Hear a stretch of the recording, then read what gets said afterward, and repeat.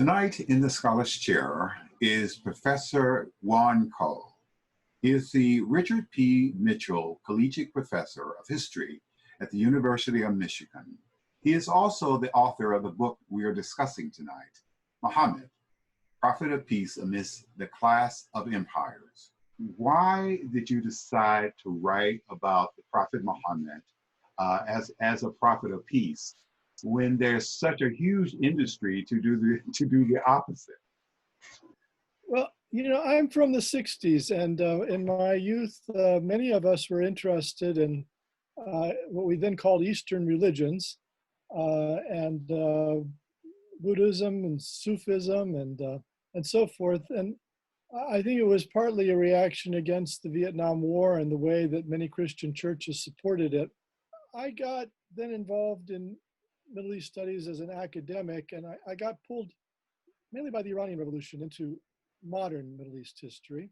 Yes. But I had graduate training in early Islam, and actually both in Cairo and at the University of California, Los Angeles, where I did a PhD in Islamic studies. So I had the tools to write such a book. Yes. But there seemed just to me other pressing things at that time. I was seeking understanding because the United States has had an adversarial relationship with at least parts of the Muslim tradition and parts of the Muslim world since about 1979. Before that, people are amazed to learn that the United States was allied with the Muslims against the Soviet Union in the Cold War. And the Eisenhower administration actually worried that not enough Muslims were going on pilgrimage on Hajj to Mecca, and so they gave money for increased rail links increased rail links to Mecca. The State Department gave Saudi Arabia, this is before they got rich, money to expand the Hajj, because they thought that would make people anti-communist. That's very interesting. So, I didn't know that. there's a big change that happens, really beginning in 79, but then accelerating, of course, with 9/11 and the Bush wars in Iraq and Afghanistan, in which the enemy was always a Muslim. Yes. Often depictions didn't show that the friend was also the Muslims. So the United States in Iraq couldn't have succeeded even to the extent that it did, or in Afghanistan without a lot of Muslim allies. But that's not usually what's focused on. Yes. So, go ahead. Yes. I was just going to end by saying that by the time that ISIL arose, and it became a big center of attention, this kind of very regressive fascist interpretation of Islam, which was really cult-like. And I predicted that it would be a flash in the pan, because it really was disliked by almost all Muslims. But both because of the increasing Islamophobia in the United States, and because of this tendency in the Muslim world to quote like half a Quran verse or to appeal to some very poorly attested story about the Prophet Muhammad, on both sides, it seemed to me that I had a responsibility to use the tools that I had gained in Middle East studies to try to lay out my vision of the life of the Prophet Muhammad and his central teachings.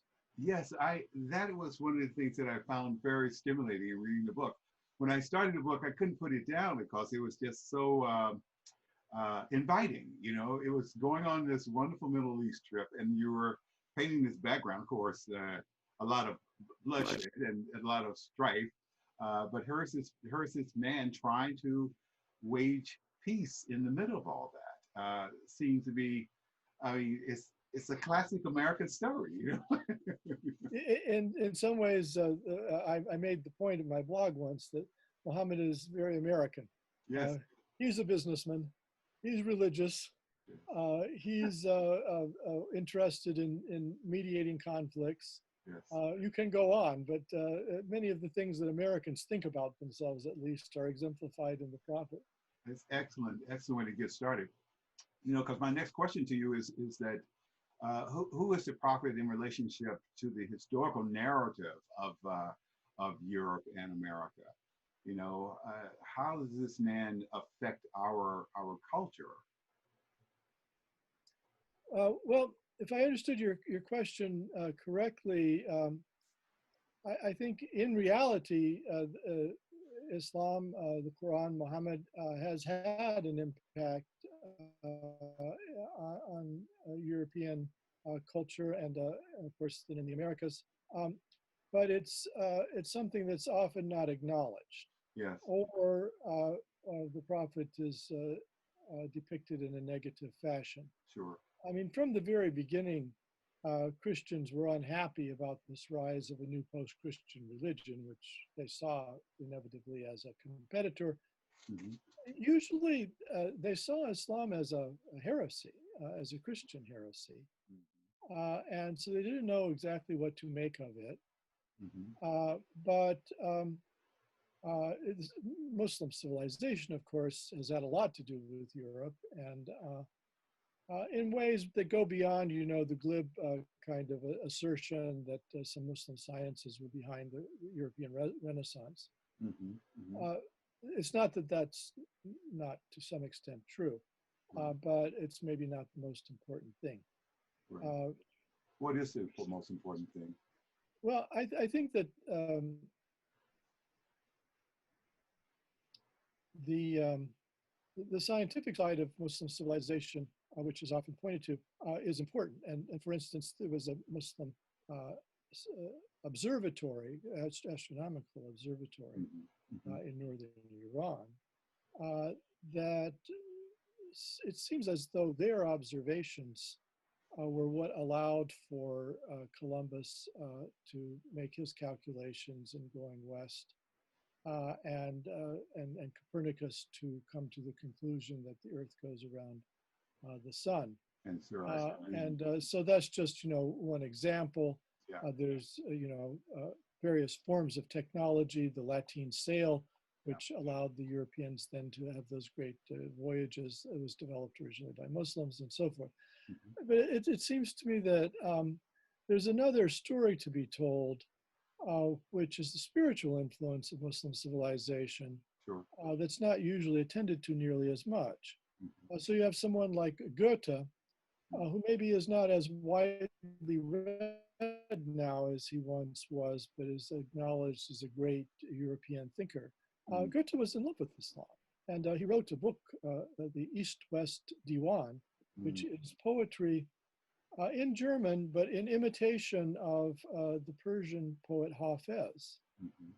And at one point in that book, he says, he acknowledges that the word Islam does not mean Muslim, you know, in the sectarian sense, but it means everybody who acknowledges the one God. So he had these insights. Of course, he read about it in secondary sources of his day.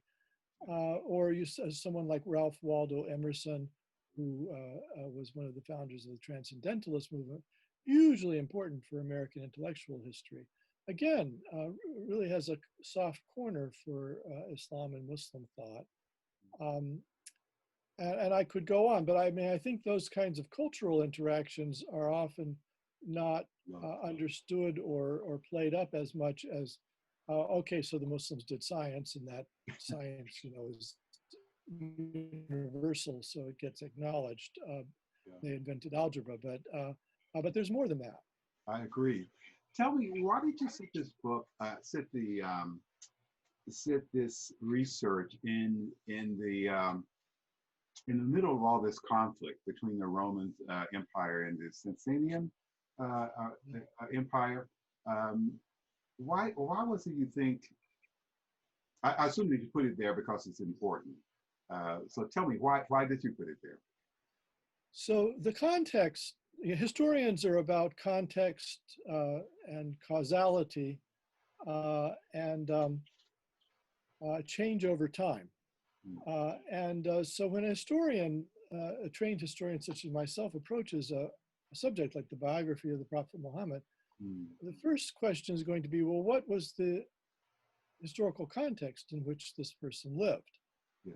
Now, the traditional Muslim biographies of the Prophet Muhammad mention that there was a war going on between the Roman Empire and Iran, but they don't say very much about it, and they don't use it to contextualize the Quran. But if you read the Quran, it's very clear that that is one of its contexts. And this point has been made increasingly in recent years by historians. There is a great classicist, G.W. Bowersock, who has a trilogy really about the background of Islam, coming as a Roman historian and a Greek specialist. So he very much wanted to see this war as a context for the rise of Islam. Mm. And I think I took it even further than he did, Yes. in the sense that I think many of the verses of the Quran, which the classical interpreters don't have much to say about, refer to this. So there's this passage in one of the surahs of the Medina period, one of the chapters of the Medina period, which says that if it hadn't been for the battles that the early followers of Muhammad fought there in the Hijaz, then churches and oratories would have been destroyed. Yes, it's a Quranic verse. So, yeah, I don't think that most of the classical interpreters of the Quran really understood what that was saying. But in my view, the Sasanian Iranians were Zoroastrians. They weren't Christians, and they were accused of sometimes harming churches or buildings in the Christian Roman Empire. Yes. I should say that by that time, the early 7th century, almost all of the people in the Roman Empire had converted to Christianity, except for a fair amount of Jews, and there were a few pagans left.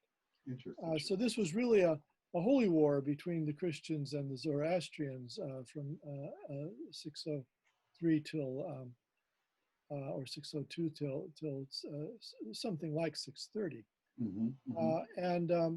So there are accounts or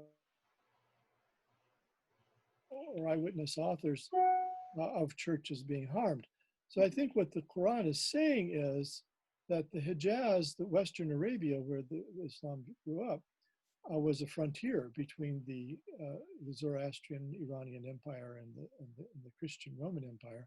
Yes. And by making a stand there, the early believers blocked Iran from coming up from Yemen, and they blocked the kind of militant pagans who were there in the Western Hijaz, and they therefore spread a security umbrella over at least some local Christian religious institutions.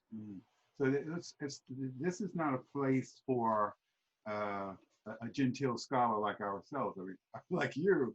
This is a place of metal and steel and warfare. But yet you make the interesting point in your book that you said that you wrote that the Quran insists on liberty of conscience and forbearance towards enemies, and it prohibits unprovoked progressive warfare. Now that is almost it's very challenging that you're a person of peace, and yet you have to be prepared to fight for it. I guess is what we're talking about. Yes. Yes, both of those things are true, and they're not unprecedented in that world. Yes. So many Christians, before they came to power with Constantine, made an argument for freedom of conscience. So that conscience is not something that can be forced. The pagans want us to give up Christ, but we won't do it. And it wouldn't be good for them or for us spiritually if we did acquiesce in this hypocrisy. And so there were many arguments made in the 200s AD by Christians for freedom of conscience. And then 100 years later, once they had taken over the Eastern Roman Empire, the Christian theologians became increasingly authoritarian and began wanting to impose Christianity on people. Yes, and some So people leave that the principle involved. You also quoted the Quran here, and I was very pleased that you went to the Quran for some of the historical backdrop that you put here. But it's an interesting idea. It says that there can be no compulsion at all in religion. That is a very, I mean, you could almost overlook it in the Quran, but it's very straightforward, and it's for Muslims, it's command of God. Uh, yes, but it seems to me that I don't remember seeing this in writing until we get to maybe in Europe, uh, until we start talking about John Locke and maybe some of the founding fathers of America. Tell me, do you see it that way or no? well, as I said, there were people who argued for freedom of conscience in the ancient world. Mm-hmm. It's not unprecedented, but maybe it's a little rare. And of course, a thoroughgoing kind of elaboration of this notion is an Enlightenment Mm-hmm. project. What is the historical backdrop for that particular Quranic assertion? Are Muslims fighting war, or some zealots are forcing Islam on people? Oh, on the contrary, this Mm-hmm. was when Islam was a very small religion. There were probably only a few hundred followers of the Prophet Muhammad. Mm-hmm. And the pagans in that area, minded people deserting paganism, deserting the gods, and becoming followers of Muhammad and the one God. So both the Quran itself and some of the earliest accounts of the Prophet's life speak about Muslims being kidnapped by pagans. So, like if you had a cousin who I think the pagans thought that this cousin had gone off the deep end and joined a cult or something. They would kidnap that person and keep them at home, and then try to exercise pressure on them of various sorts to make them give up their new religion. Mm-hmm. Mm-hmm. So that's the context in which the Quran is saying that no, that's not right. There can be la ikraha fid din. There can be no compulsion at all in matters of religion. And it's not just that one verse. This sentiment is in this chapter of Jonah as well. Mm. And I think maybe also there is some impatience among some of the followers of Muhammad that they're small and they're being set upon. And why not fight fire with fire? If somebody's compelling you, compel them back. Sure. And the Quran tells them no. There can be no compulsion religion on either side. So a person had to come to Islam willingly, essentially. Yes. The Quran, you make another very interesting point early on in your book. You said the Quran promises salvation to all religious monotheists and not just the followers of Muhammad. Why is this relevant, and can you offer an example? Well, this principle is throughout the Quran.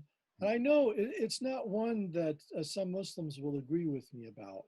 There's been lots of interpretations of these things. Sure. But as I read the Quran, it makes salvation available to any monotheist. Yes. And it's not that it's guaranteed. You still have to be good. Sure. But it's available. It's possible. Yes. And there's a verse, for instance, that says the followers of Jesus will be exalted above the pagans until the end of time. Yes. So That's very true. it's the chapter of the cow, 262, that says that the followers of Muhammad, the believers, and the Christians and the Jews, and called the Sabians, need have no fear in the afterlife. They'll receive their reward. So I think the principle that's being adumbrated is that in the Quran, the path to salvation lies through monotheism.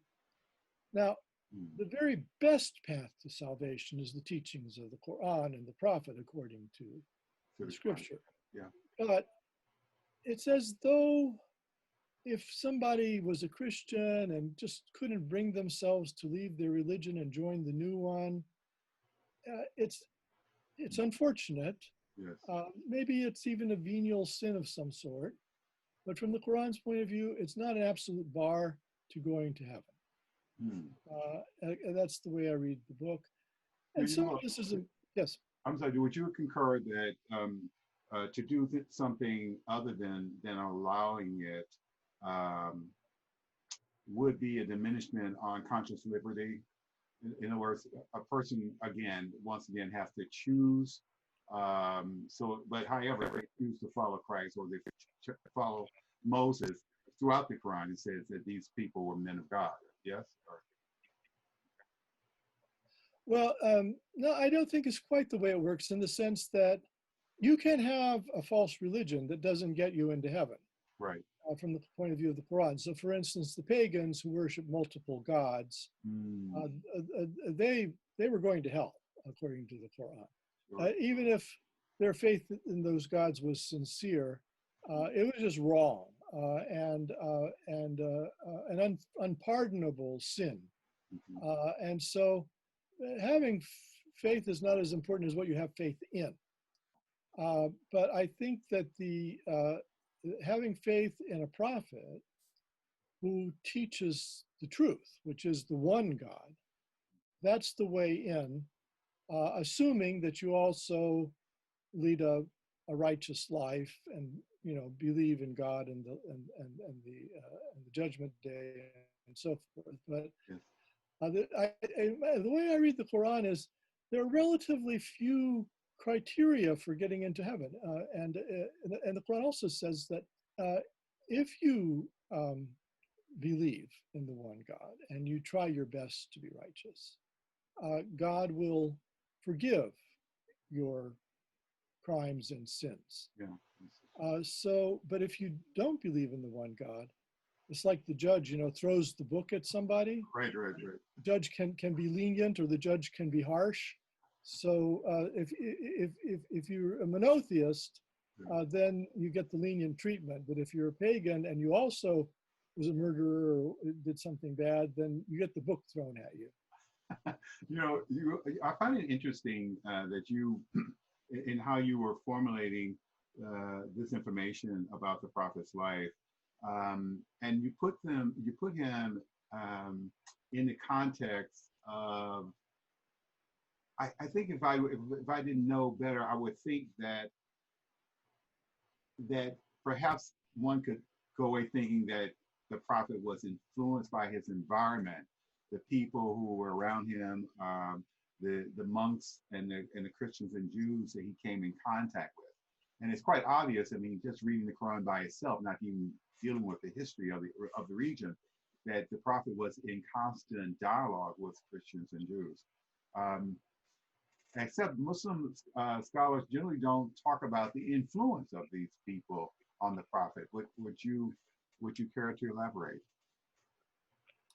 Yeah, I think that a lot of ink has been spilled on this issue of influence, both as an attack on the prophet and people trying to defend him. I think it's from the point of view of a historian. It's in a way a silly argument. There's nobody who lives who is without a context. And even if there were such a person, and they wanted to spread a message, how would you get through to people? So like if I wanted to get a message through to you, I couldn't speak to you in a language you don't know. I couldn't make references that you didn't know. If somebody is a communicator, is a messenger, Rasul, as the Quranic term is, yes. then inevitably there's a limitation on how things can be expressed just because you need to reach an audience. Yes. So it seems clear to me, if you read the Quran in this light, that sometimes the Quran is addressing pagans, sometimes it's addressing Jews or it's addressing Christians. And in each case, it addresses them in their own terms, in a way to try to break through to them. So, um, the Prophet Muhammad spoke Arabic. Arabic was not a new language. We have inscriptions going back 1,000 years before, more than 1,000 years before Yes. his birth. So was Arabic influential on him? Yes. If you wanted to look at things that way, then obviously, and of course, a language shapes how you think, how you speak, and so forth. But Yes. that's not what's important, because lots of people spoke Arabic that we've never heard of. The Prophet Muhammad was the vessel for the Quran, which became one of the most read books in human history. Mm-hmm, mm-hmm. And you talked about what also found interesting in reading your book, that you use the Quran in a very interesting kind of way. It's almost like a reference, a historical reference document for you. And I want to know if that's true. Why did you take that approach?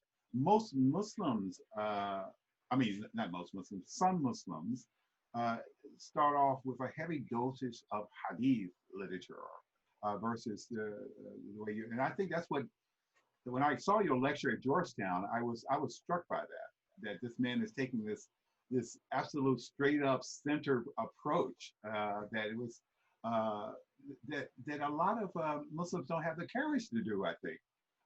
But please explain, why did you use it as a historical document? Well, historians, modern historians, modern history as an academic discipline really comes from the late 19th century. Hmm. What characterizes us, as opposed to chroniclers and storytellers of the past, is we have a method. And one of the principles that we adhere to is that when you want to reconstruct the past as well as you can, you go to what we call primary sources. So say it's 1880 and there was a riot. And there was somebody who was there, who saw the riot. Yes. And they went home and immediately wrote out a passage in their diary about that riot. Mm-hmm.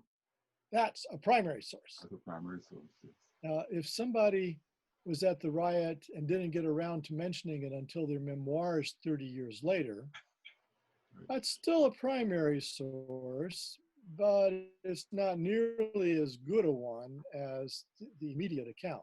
Mm-hmm. And then if I sat down and wrote about that riot now, I'm a secondary source because I'm using the other primary sources, so forth. Yeah. So the way you want to get the best account you can of an incident in history is you go to the eyewitnesses, to the people whose accounts are near to the actual event, and so forth. Mm.